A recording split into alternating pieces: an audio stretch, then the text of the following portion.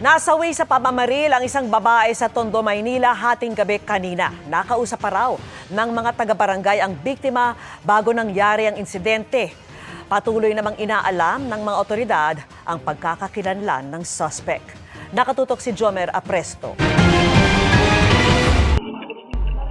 Kuha sa CCTV na yan ang takbuhan ng ilang residente sa bahagi ng GK Compound sa Tondo, Maynila mag-aalas 12 ng hating gabi kanina. Isang babae pala ang binaril sa kalapit na eskinita.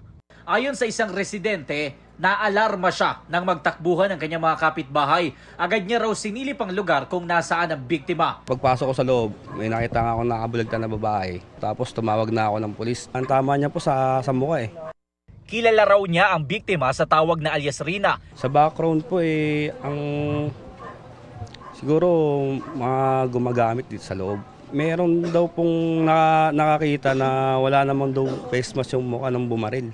Mabilis naman daw nagdatingan ng mga pulis at kinordonan ng lugar. Sabi ng barangay, umikot pa sila sa lugar kagabi at nakausap pa nila ang biktima ilang minuto bago siya binaril. Nakisuyo raw ang barangay sa kanya na tawagin ang mga magulang ng ilang kabataan na nakatambay pa sa labas. Sabi nga ni Kagawad, yung bata nga kilala nung nabaril na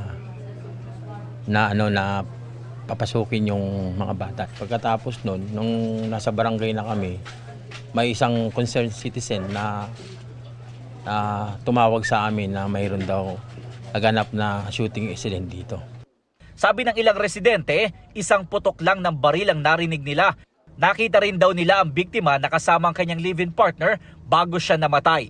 Hindi na raw makita sa ngayon ng barangay ang partner ng biktima. Patuloy ang investigasyon ng Manila Police District para matukoy ang gunman at ang motibo sa pamamaril. Para sa GMA Integrated News, Jomer Apresto, nakatutok 24 oras.